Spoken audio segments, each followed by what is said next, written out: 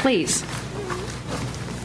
SCA 5 is a constitutional amendment that aims to repeal the prohibitions on consideration of race in California's public institutions of higher education, specifically at the UC, the CSUs, and our community colleges.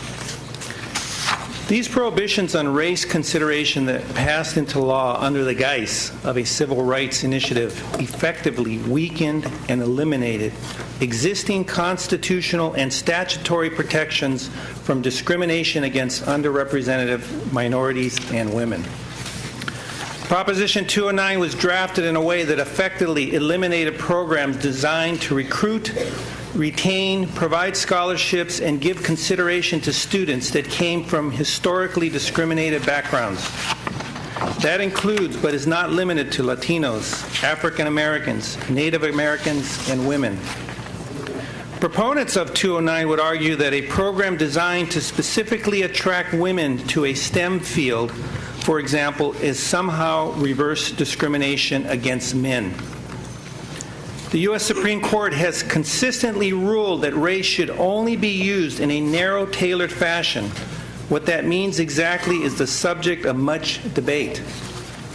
What we do know is that according to Richard Atkinson, previous president of the UC, before Proposition 209 took effect, underrepresented minority students accounted for 38% of California high school graduates and 21% of entering University of California freshmen, a difference of 17%. In 2004, they made up 45% of high school graduates, but had fallen to 18% of incoming freshmen, a difference of 27%. And that's only in 2004. Enrollment decreases at UC Berkeley and UCLA have been even steeper, the flagship schools. A blanket prohibition on the consideration of race was a mistake in 1996, and we are still suffering the consequences from this failed initiative today. Our colleges and universities are a workforce pipeline, and they need the tools to educate our next generation of leaders here in the great state of California.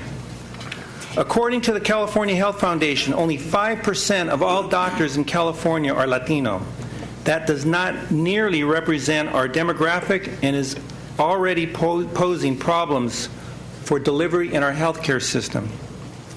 These are reasons why the California Medical Association, the Hospital Association, the pharmacists, nurses, primary care providers, and other professional associations are supporting this effort. If we recruit qualified students of all races from these communities to pursue a higher education, they are more likely than anyone else to return and serve in those particular communities. SCA 5 ensures that the state maintains its commitment to producing a diverse and well-educated generation of leaders.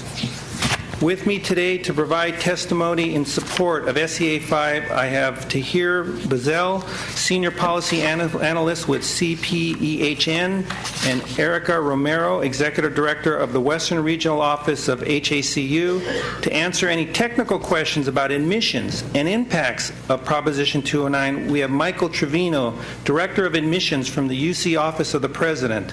And with that, members, I respectfully ask for your aye vote. Senator. Mr. Trevino, can you add something to the conversation? Yes. In 1998, the year that Proposition 209 was implemented, the number of African American, Latino, and American Indian freshmen, particularly at UCLA and Berkeley, did drop by over 50%. We have made some improvements since those drops, and appreciate your sharing those statistics, Senator Weiland, because, yeah, those are correct. We just posted those up on the website, those numbers. We have made some progress in terms of these numbers, but we have not yet fully recovered in terms of the percentages as to where they were prior to Prop 209. In terms of the system-wide numbers, I should say, for African Americans,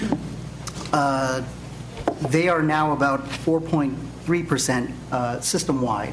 And you do see some shifting across the campuses. They're particularly lower in the most selective campuses, particularly Berkeley and UCLA. The Latino numbers, as you point out, that is where we have this really significant gap. The Latino numbers now, then, I should say, in 1997, they were system-wide about 13.2% in 1997, and they have increased now to, as you cite, over 26%.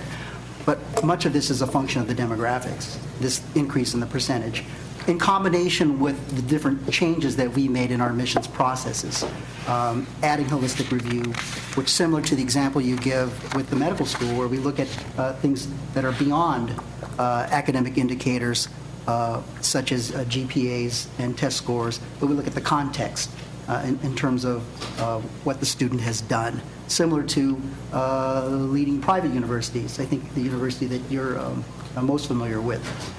We do review similar to what they do now, with the exception that they are able to consider race, ethnicity, or gender as a factor, and we are unable to do so. So we still have a gap. If you look at the percentage of the demographics, in 2012, underrepresented students constituted 54% of California graduates.